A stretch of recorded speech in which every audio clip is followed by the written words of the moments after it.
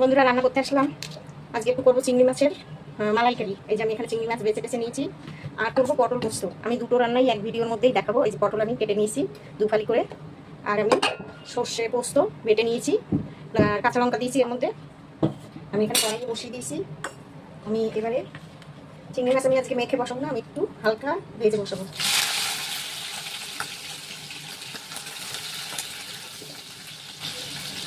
ওই কথাই করবো, আর করবো না।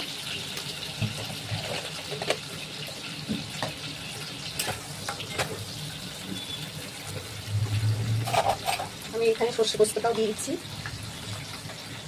2 চামচ, 3 চামচ দিলাম। আর স্বাদ মতন নুন দিয়ে দিচ্ছি, স্বাদ মতন দিয়ে দেবো হলুদ 1/2 চামচ, আর 1/2 চামচ কাশ্মীরি লঙ্কা দেবো, আর অল্প একটু মিষ্টি দেবো, একটু মিষ্টি দেবো। এটা খুব শর্টকাটে এখনই হয়ে যাবে চিংড়ি মাছের মালাইকারিটা।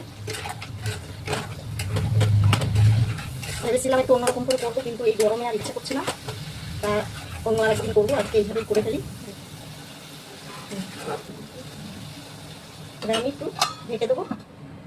চিংড়ি মাছটা আমার দেখে কত হবে, আমার একদম হয়ে গেছে, খুব বেশি সময় লাগে না। একটু কাঁচা তেল দিব,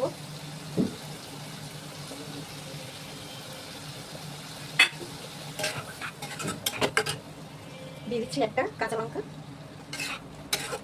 এবার আমি এটাকে নামিয়ে দেবো। হয়ে গেছে আমার এটা, গ্যাসটা নিভিয়ে দিলাম।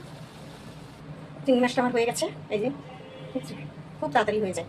এখানে আমি কড়াই বসিয়ে দিয়েছি, বললাম না আমি একটা ভিডিওর মধ্যেই দেখিয়ে দেবো দুটো রান্না, তাই আবার কড়াইটা বসিয়ে দিয়েছি। পটলটা করবো, কড়াইতে তেল দিয়ে দিয়েছি, আমি এবার পটলটা দিয়ে দিচ্ছি। পটলটা দিলাম, এবার আমি পটলটাকে একটু ভাজা ভাজা করে নেবো।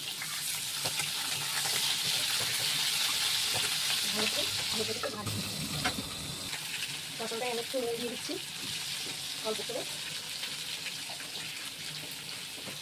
নুনটা আমি একবারই দিয়ে দিলাম, যেটুকু লাগবে। আর একটু হলুদ দিয়ে দিচ্ছি, পরে আবার হলুদ দেবো। পটল একটু না ভাজলে মানে খেতে ভালো লাগবে না। পটল পোস্তটা ভালো করে ভাজতে হবে, ভাজাতেই সিদ্ধ হয়ে যাবে।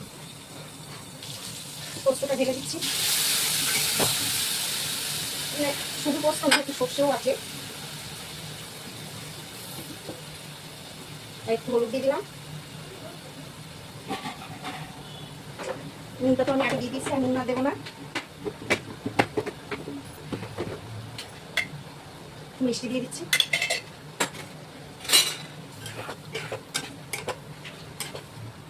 এটা একটু ঢাকা দিয়ে দেবো, পটলটা একটু সিদ্ধ হবে। পটলটা আমার হয়ে গেছে। পটলটা একটুখানি কাঁচা তেল দেবো, দুটো কাঁচা লঙ্কা দিয়ে দিচ্ছি, দিয়ে এটা নামাবো। আর একটু বন্ধুরা পটল পোস্ত আমার হয়ে গেছে। এ দেখো কত সুন্দর হয়েছে। এরকম করে করে খেয়ে দেখবে। জানি সবাই এরকম খাও, প্রচণ্ড গরম, গরমে মানে কতদিন বাঁচবো জানি না। সবসময় বন্ধুরা ঠান্ডা খাওয়ার চেষ্টা করো।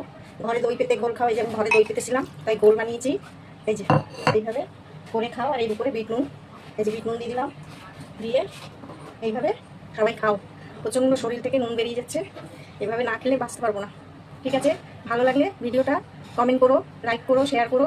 সবাই ভালো থেকো, সুস্থ থেকো, আবার দেখা হবে।